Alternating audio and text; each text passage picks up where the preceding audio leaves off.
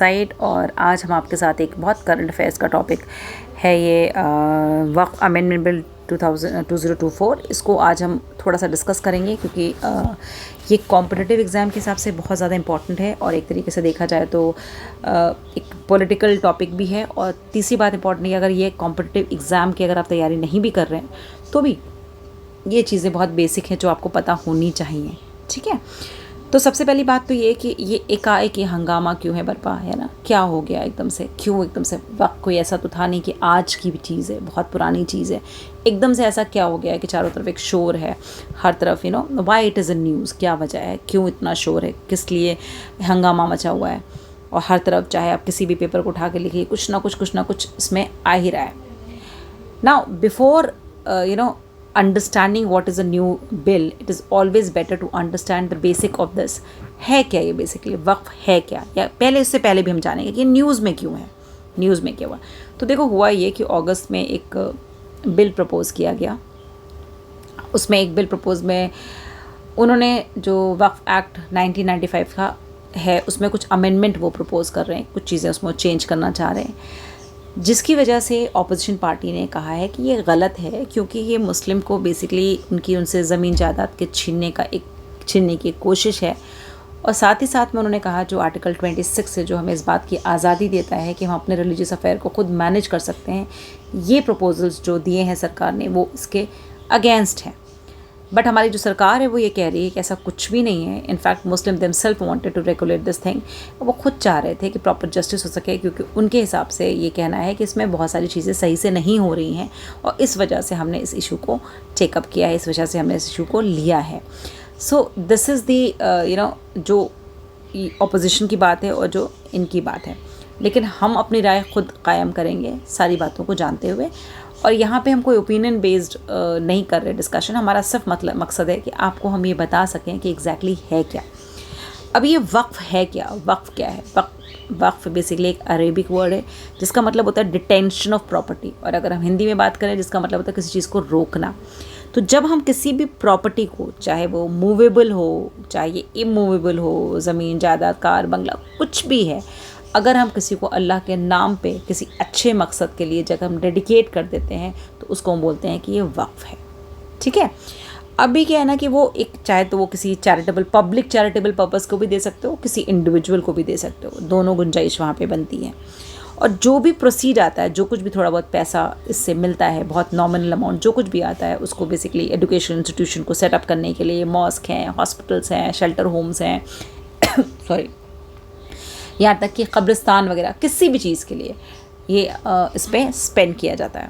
और आपको यकीन नहीं होगा कि वक्फ के पास इतनी ज़मीन है, स्पेशली हिंदुस्तान में, ऐसा नहीं है कि बाहर इजिप्ट सऊदी अरेबिया में नहीं है वक्फ, वहाँ पे भी है, लेकिन इतनी ज़मीन है कि आज अगर देखा जाए, अगर लैंड होल्डिंग देखा जाए कि कौन से कहाँ पे सबसे ज़्यादा ज़मीन का है, तो अगर आप डिफेंस और आप इसकी डिफेंस के बाद एक और चीज़ है, मेरे दिमाग से निकल रहा है, डिफेंस है, और तीसरे नंबर पे आपका ये आता है वक्फ, जिसके पास बहुत ज़्यादा रेलवे, हाँ डिफेंस, रेलवे एंड इनके पास बहुत ज़्यादा ज़मीन है। अगर इन ज़मीनों को सही तरीके से इस्तेमाल किया जाए तो वाकई मुझे लगता है कि स्पेशली ये कम्युनिटी तो कभी भूखी नहीं रहेगी।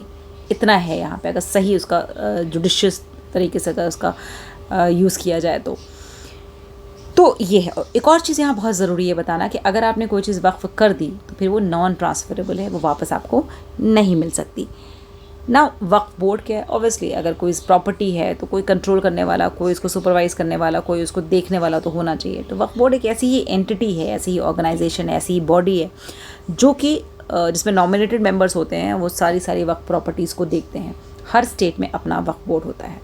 साथ ही साथ हमारे पास एक सेंट्रल वक्फ काउंसिल होता है जो कि 1964 में इस्टेब्लिश किया गया था, जिसका काम है बाकी जितने भी स्टेट वक्फ बोर्ड्स हैं उन पे वो एक तरह से कंट्रोल करता है, ओवरसी करता है, एडवाइस करता है। साथ ही साथ वो सेंट्रल गवर्नमेंट को, स्टेट गवर्नमेंट को और वक्फ बोर्ड को भी टाइम टू टाइम जो है आपका सेंट्रल वक्फ काउंसिल जो है वो एडवाइस और सजेशंस देता रहता है with respect to management of वक्फ प्रॉपर्टीज़।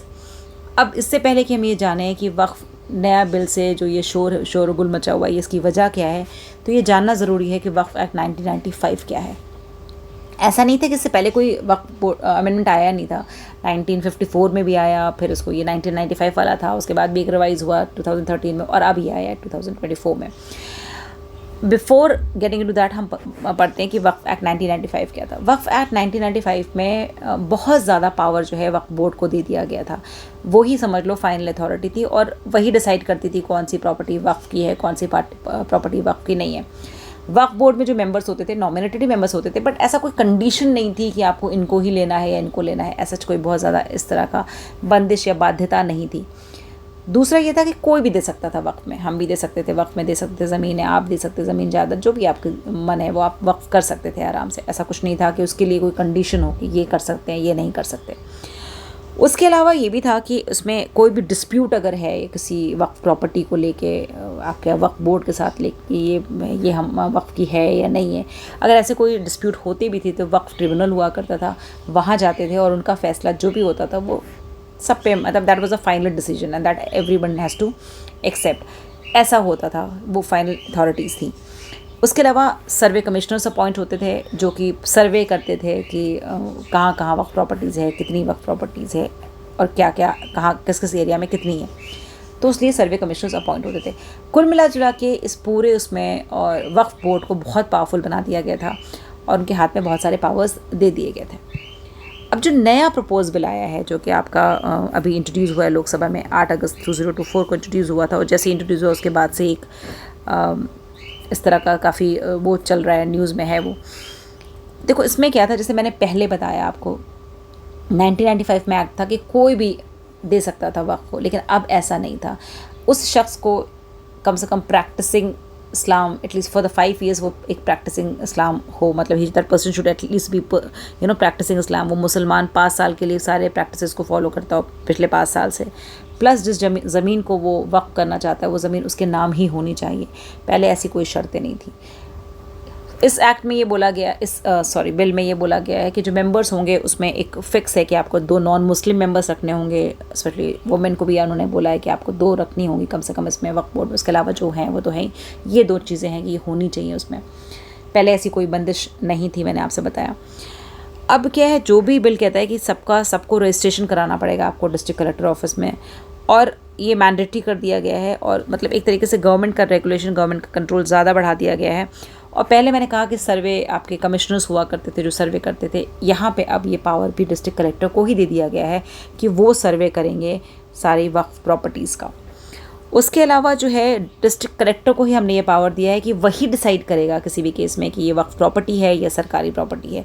ये फैसला भी हमने डिस्ट्रिक्ट कलेक्टर के हाथ में देने की बात करी है।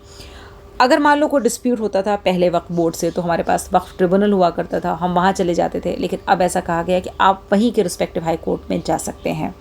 ठीक है, तो अब हमने यानी गवर्नमेंट का रेगुलेशन जो है ओवरऑल इस पर थोड़ा सा ज़्यादा हो रहा है। अभी इसी बिल को इसमें UMMED लिखा हुआ है, बट इसकी स्पेलिंग जो है UMEED है, एक M एक्स्ट्रा आ गया इसमें। इस बिल को इस एक्ट को जो 1995 का एक्ट है, इसका नया नाम रखा गया है जिसका नाम है united Waqf management empowerment efficiency development act 1995, Umeed UMEED। ठीक है, तो इसका नाम इन्होंने उम्मीद रखा है। और मैंने बता दिया आपको कि अब जो है आप रिस्पेक्टिव हाई कोर्ट में जा सकते हैं। कुछ और चीज़ें हैं कि पहले क्या होता था ना कि ज़मीन जो हुआ करती थी वो लोग वर्बली कह दिया करते थे कि भाई ये हमने वक्फ कर दी ज़मीन, तो कोई रिटन डॉक्यूमेंटेशन नहीं हुआ करता था। और हमने अब तक उसको करंटली अभी तक हम उसको वक्फ मान लेते थे। अगर आपने ज़बानी भी कह दिया तो ज़मीन को हम, अगर लिखा पढ़ी नहीं हुई है कि रिटन डॉक्यूमेंटेशन नहीं हुआ है, तो भी उस ज़मीन को हम मान लेते थे कि वो ज़मीन वक्फ की है।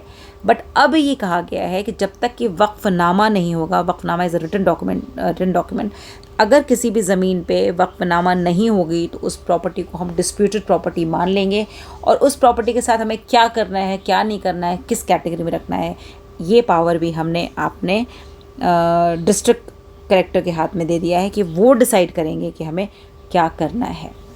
सो ये है आपका नया प्रपोज बिल। और ये तो मैं कोशिश कर रही थी कि बहुत कम 7 से 8 मिनट में आपको मैं एक हल्का सा एक बता पाऊँ कि ये है क्या।